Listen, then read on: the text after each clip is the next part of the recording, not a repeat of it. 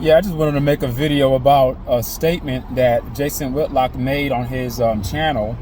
It's not a video that he made. It was a post that he put forward for his community to read. And I'm going to read to you what he said. And I'm going to talk to you how I remember earlier when I used to make comments about Jason Whitlock in regards to Coach Prime. I told you guys that I usually, for the most part, don't agree with some of his takes. Some of his takes I agree with, and I have to be fair that way. Just because I don't disagree with a person on one topic doesn't mean that I totally have to dismiss everything else that they say. But I am very dismissive of this message. I'm going to read to you what he said, and some of you guys are probably aware of it. He says this: the whole industry is rigged. And on the thumbnail of this post, he has a picture of Shannon Sharp with a do-rag on, with a cigar in his mouth, or maybe a blunt. I don't know, a cigar or blunt. And it's just a prop, right? And he's pouring Hennessy, and this is referring back to the days when Shannon Sharp was on the show with Skip Bayless on Undisputed before he left. So I'm just providing a little bit of context there so you guys can understand what I see on my screen. Because it's not that he just left a message. He had a visual on the message. And we all know the power of visuals. It stimulates a certain type of response. So I'm going to read to you what he says. And what he said to me doesn't, I'm going to give you my analysis and break it down. And it's not going to be me making assumptions. Because a lot of times there are underhanded messages that are spoken when somebody leaves a message. A lot of the messages that you guys hear are surface level. There's always a hidden core message that's being sent when anyone is given a surface message. Because it's very rare. It's hard in our times to find people that are going to authentically say what they're trying to say. And Jason Whitlock likes to pride himself as a person that's transparent and talks about his flaws. And I'm going to do a good job today. I'll do my best to actually reveal to you some of his flaws on a comment that he made on this video. The reason why I'm taking my time and I'm stalling here is because I don't want to start reading it when I start driving. So when I pull up to where I'm going, I'm gonna stop and park in the car and read the comment. Man, some people are just too ashamed of who they are. It's amazing. It's amazing. It's amazing.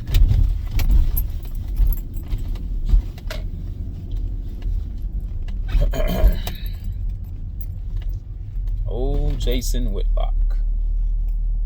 Jason Whitlock. But he's doing good for himself. He has a nice following. He's he may not be big like the big timers, but he's big enough. He's well known enough. And whatever he is doing, it's working for him. But I think that white America loves to use a person like him to be their, I don't know, what's the term that people use, to be their house Negro, to keep the other field Negroes in line, so to speak. And he's playing that role very well, very well. White America doesn't have to attack us. Jason Whitlock can do that all by himself. He can do that all by himself. Okay, I'm about to park soon, that I'm going to read this, okay? Bear with me. Bear with me. Bear with me.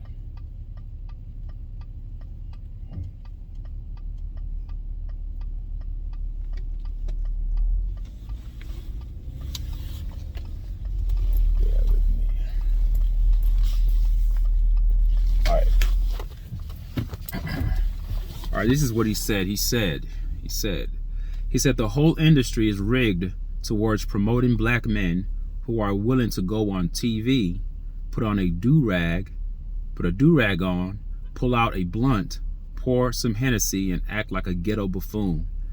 That's how you rise up in this industry. So I guess in a way he's attacking the industry, but he's also attacking Shannon Sharp as well. So he's saying that Shannon Sharp had to do that to rise in the industry. Well, I could equally say to you, Jason Whitlock, that you've done a good job with attacking people to rise in your industry, in the industry that you're in. You have a particular amount of clout, but it's based on being very critical, but unfairly critical. Everything is entertainment. What he did was entertainment. I mean, we watch movies, we watch shows. The the portrayal of Black America has been stigmatized to a degree that at times when you push the melanated race in the corner, all we can do is take what you have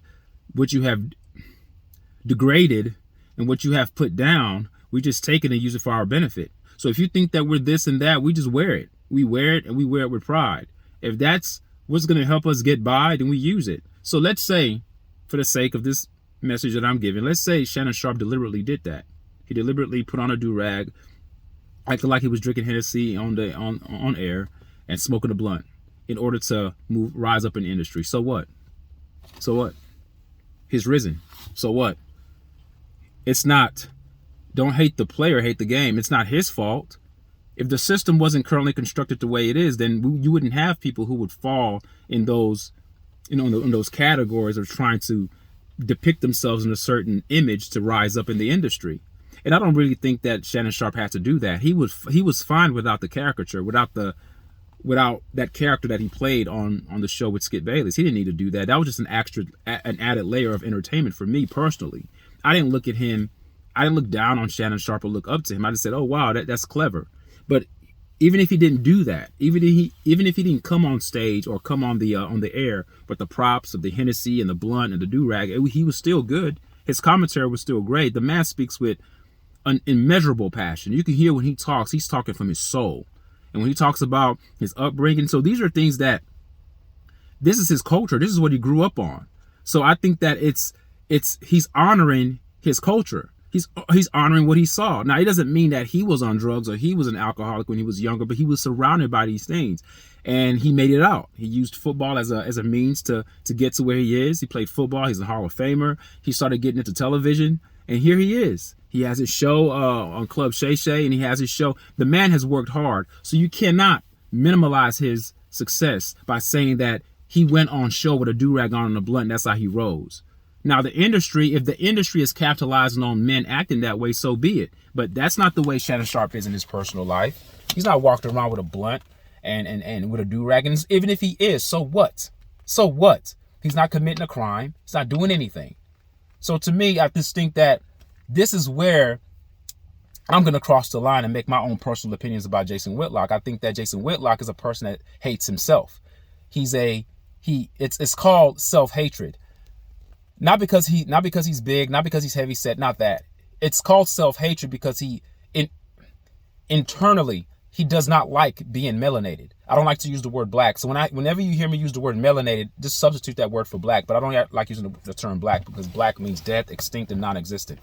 And I think that's a political term that was used by our oppressors to block us from gaining any advantages within the constitutions that was written for people. Because if it was written for quote unquote black people, you don't even exist. It's a contradiction. It's a paradox that doesn't connect with us. That's why we're never going to get reparations, because we're still calling ourselves black.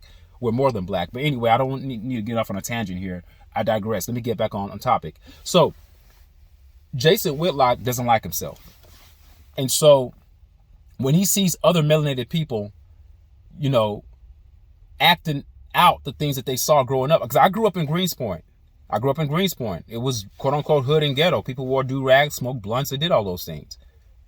Okay? I'm going to embrace that though. It doesn't mean I'm advocating for it or I'm promoting it or I think that that's the way you should live in terms of the blunt smoking, but there's nothing wrong with a do-rag. Our hair needs it. See, we don't have weak hair.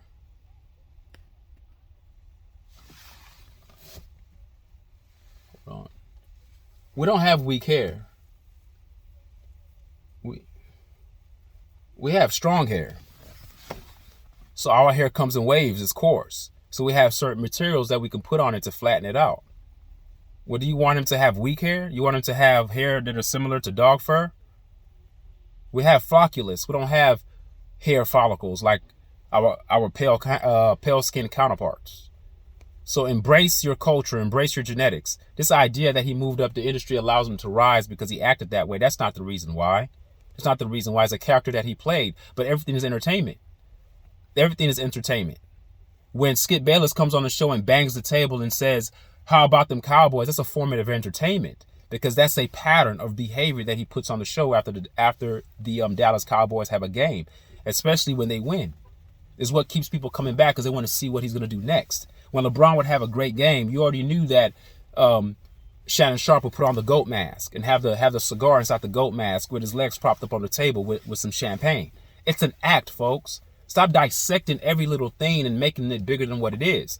So don't fault Shannon Sharp. Fault the industry. Fault the industry. In a way, he's faulting the industry, but then again, it's an underhanded attack at Shannon Sharp. He had to work hard to get to where he is. Both when he trained as a football player, before he got into the league, when he got into the league, and after he got out. And look at him. He's still disciplined. Look at his body. Look how he trains. You don't think I could relate. I'm not a heavy lifter like him, but I do lift weights. I go to the gym. I'm not trying to bulk up. I'm just trying to stay shredded. But I can relate to a person like Shannon Sharp because he's disciplined. So how dare you say that? Look at your body and look at his body, Jason Whitlock. Who do you think is more disciplined? Who do you think has worked harder? He's a Hall of Famer who put in the work. Now you're a great journalist, and by your estimation and by your admittance, I'll give you that and say you're a great journalist, Jason Whitlock. And so what? Stay in your lane as a journalist and let him stay in his lane as a entertainer. Remember, Shannon Sharp always says, "I'm not a journalist. I have a show. I ask questions." He has the name that they call him Unc. It's a character. It's a character. Come on. I don't agree with you, Jason Whitlock, and you need to stop doing that. I think that if Eminem, for instance, because Eminem, he glorified his quote unquote white trash or trailer trash moniker growing up. He glorified that because he talked about it a lot in his raps. He elevated, he rose up in the ranks because of that. I don't see you condemning Eminem. I don't see you condemning Eminem for glorifying his trailer trash upbringing. It's just a part of people's past, and what they do, they reformulate it, put it into the atmosphere or put it into the stream, put it in a form of entertainment for people to actually glean a message from it. All right, he's not. So what if he's on camera with a do-rag on the blunt and acting like he's drinking Hennessy? So what? It's an act. So what are we gonna pull every movie off of eliminate every movie that's out on those major streaming networks that has glimpses of drug use? No. See, the terms when he says act like a ghetto buffoon, whenever you hear the word ghetto, it's normally, and I know ghetto has a deeper meaning. It's not all about places where melanated people stayed that's poor, that's lacking or bereft of any resources. It's much more than that, right? A ghetto, if you look at the definition, there were many civilizations and many cultures that had ghettos within their population, within their subpopulations. So ghetto is not something that's just exclusively for melanated people. But when he uses it here, he's talking about melanated people. Act like a ghetto buffoon. Really? So he's a ghetto monkey? That's self-hatred. This is what Jason Whitlock is doing, and this is why I'm reading beneath the surface. Because you hate yourself, you use terminology that reminds you of yourself, but you deflect and put it on somebody else so you can be accepted by your oppressor, so they can say, hey, good job for calling that out. You get your validation from your oppressor, and your oppressor doesn't have the same skin tone as you. They look different than you, but you're still looking for gratification from them, which is why you subscribe to a white Jesus and a white savior. And you talk about people who have racial idolatry. No, you are the epitome of racial idolatry, but in the inverse sense. You're going backwards. You go into your oppressor to get validation from them. You don't want to embrace who you are. So you demonize anybody that embraces their quote unquote ghetto-ness that's attributed to being melanated, because that's what you're doing. You're attributing Shannon Sharp to being a melanated ghetto person by calling him a ghetto buffoon.